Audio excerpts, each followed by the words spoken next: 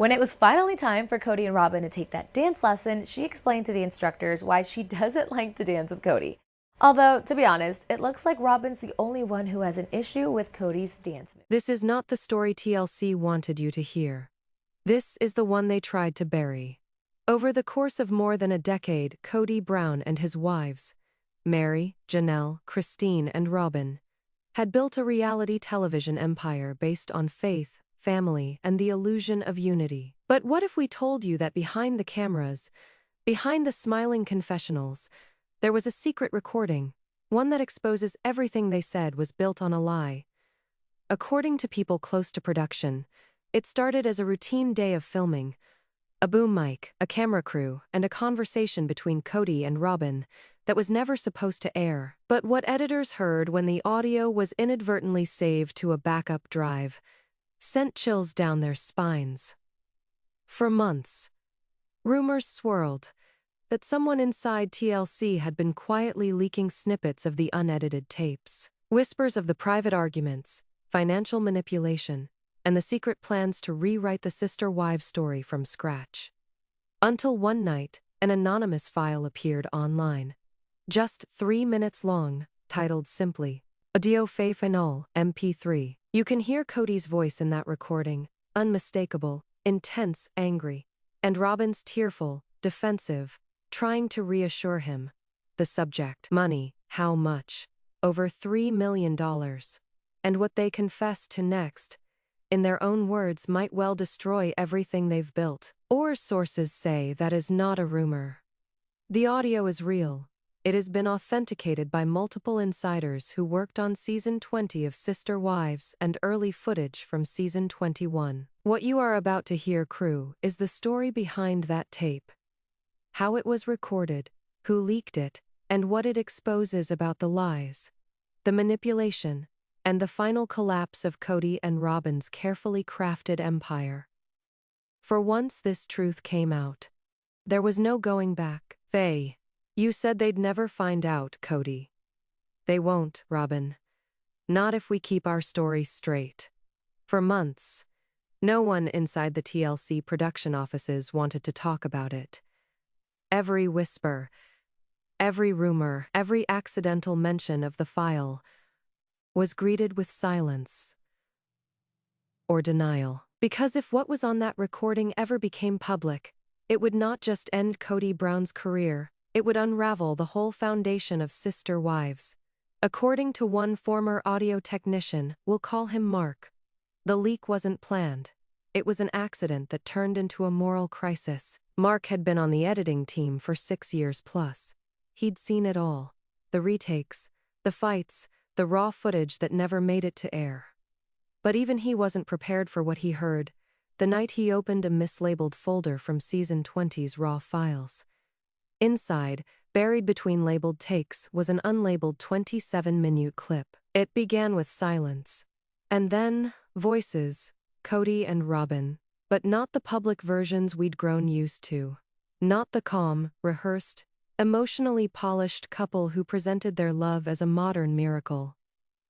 These voices were raw, unfiltered, angry. Kody, they don't need to know about that account. Robyn, it is none of their business. Robyn, but what if Christine asks again? She's already suspicious. I can't keep lying. Kody, you can. You have to. If she finds out where the money came from, it is over. Mark froze. The rest of the clip only got darker. Talk of diverted payments. A side fund Kody had allegedly created using profits from cameo videos and TLC bonuses, rerouted through an LLC that Robyn co-managed. It wasn't just drama, it was evidence. At first, Mark did nothing. He told himself it was just editing material. Private couple talk. Nothing criminal, nothing worth risking his job over. But then, as weeks went by, he noticed something odd. The files started disappearing from the shared drive. Entire folders of Season 20's raw footage erased overnight. And the only people with access to that directory? Kody, Robyn, and one of the producers known for protecting the Browns from bad publicity. That is when Mark realized this wasn't a mistake. Someone was burying evidence. One source close to the matter described to us that just in case it was needed for insurance. Mark copied the file to a private drive. He didn't know it at the time, but that single act would set in motion the chain of events leading to one of reality television's most explosive leaks ever. Weeks later, during post-production, rumors surfaced about an off-book payment from TLC to Kody. Christine's lawyer has reportedly contacted the network to demand an explanation for the non-payment of royalties and other suspicious accounting entries concerning season 19. Behind the scenes, Kody was panicking. She begged him to come clean. And TLC executives, they were terrified that the wrong person might already have that recording. They were right. Because 1 month later, that very same anonymous audio file surfaced on a private Reddit forum used by reality television editors. Clips of it started circulating on TikTok within 24 hours. The headline read, "Exclusive, Kody and Robyn Talk, Secret Money Fund." Unaired audio leaked. TLC lawyers moved fast and issued takedown notices.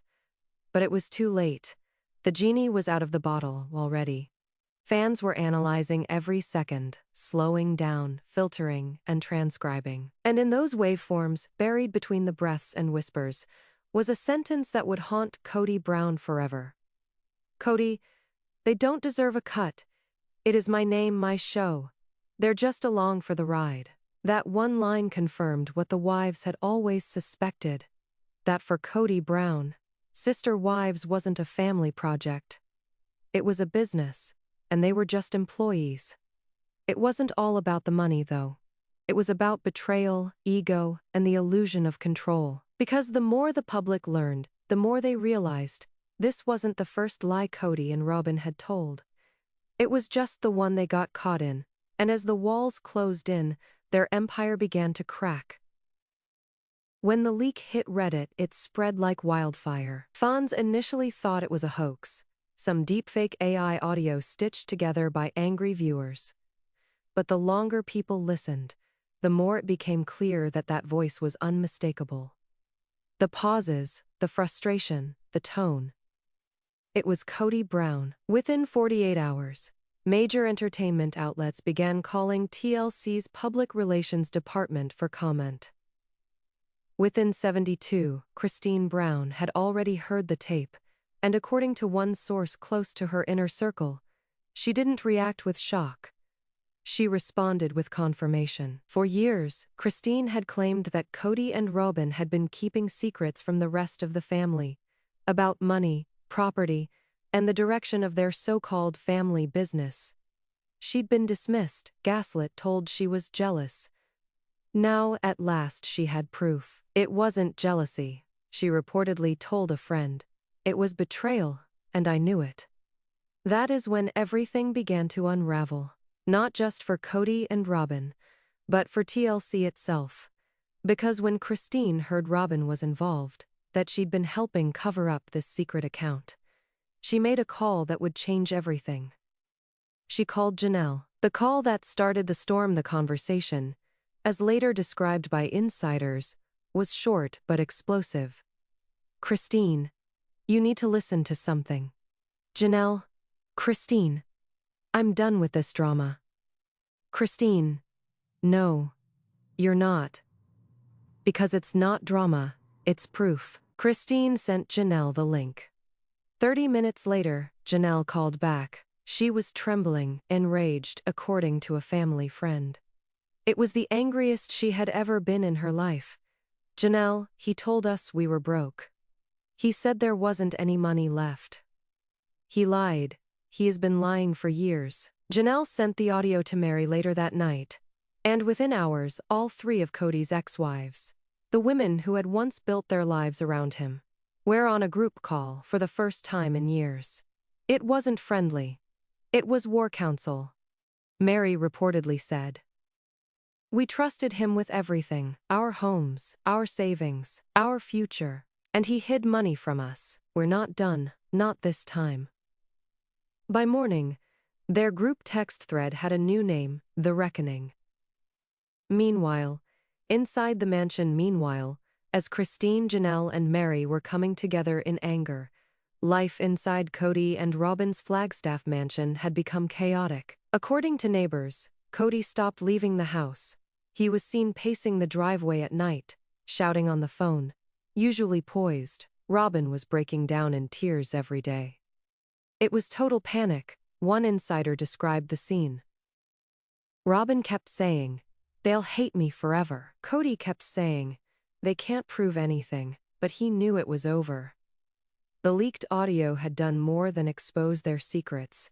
It had reopened every wound, every betrayal, every ounce of resentment that had built up for a decade. And just when Kody thought it couldn't get worse, Christine's attorney contacted them.